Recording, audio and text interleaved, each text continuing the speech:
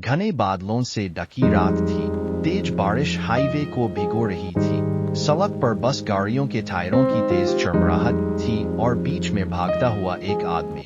उसकी सांसें उखड़ी हुई थीं, कपड़े गीले और फटे हुए थे। पीछे से गाड़ियों की लाइट्स चमक रही थीं और उनके साथ कुछ परछाइयां भी थीं जो तेजी से उसकी तरफ बढ़ रही थीं।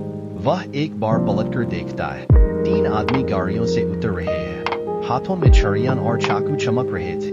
रुक जा, तेरा खेल खत्म, एक भारी आवाज गूंजी।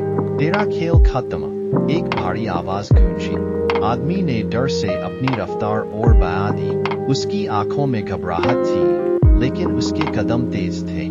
सड़क खत्म हो रही थी और सामने एक गहरा जंगल था। उसने बिना कुछ सोचे जंगल में छलांग लगा दी। अंधेरा घना था, कांटे और झाड़ियां उसकी स्किन को छीन रहे थे, लेकिन दर्द से बड़ा डर था। पीछे से कदमों की आवाज पास आती जा रही थी। भागने से बच नहीं सकता सूरज, आवाज अब और करीब थी। वह गिरते पड़ते भागता रहा, जब तक कि उसकी टांग एक जड़ से टकराकर धड़ाम से जमीन पर नहीं गिर पड़ी। सांसें तेज, दिल की धड़कनें इतनी तेज कि पूरे जंगल में गूंज रही हो। लेकिन तभी उसकी आंखों के सामने कुछ दिखा, एक छोटी सी झोपड़ी। उसने खुद को घसीटते हुए दरवाजे तक पहुंचाया और जोर से खटखटाया। कुछ पल के बाद अंदर से एक कांपती हुई आवाज आई। कौन है? माय, पानी, बस 1 मिनट छुपने दो। सूरज की आवाज लड़खड़ा रही थी। कुछ देर सन्नाटा रहा, फिर दरवाजा खुला। एक बूढ़ी औरत खड़ी थी। उसके सफेद बाल उसके झुर्रियों वाले चेहरे पर गिरे हुए थे। उसने बिना कुछ पूछे सूरज को अंदर बुला लिया। क्यों भाग रहा है बेटा? सूरज ने कांपते हाथों से पानी का गिलास पकड़ा और एक सांस में पी गया। फिर वह दीवार से टिककर बैठ गया। उसकी आंखों से आंसू बह निकले। मैंने जिंदगी भर गलतियां की और आज उन गलतियों से भाग रहा हूँ। बुआई औरत ने उसकी ओर देखा। अगर भागेगा तो कभी नहीं जी पाएगा। डरने के बजाय सामना कर। तभी बाहर गाड़ियों के ब्रेक चिल्लाए। दरवाजा जोर से खटखटाया गया। कोई आया तो नहीं यहाँ?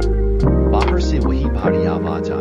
बूढ़ी औरत ने दरवाजे की दरार से झांका, फिर सूरज की ओर देखा। तू अगर सही रास्ते पर आना चाहता है तो मैं तुझे छुपा सकती हूँ, लेकिन एक वादा कर, जो अब तक किया वो फिर कभी नहीं करेगा।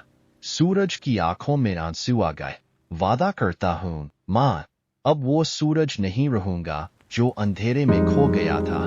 बूढ़ी औरत ने दरवाजा खोला। यहाँ कोई नहीं है। जाओ। गाड़ियों के इंजन की आवाज धीरे धीरे दूर होने लगी। सूरज ने एक गहरी सांस ली। अब क्या करेगा? बुआई औरत ने पूछा।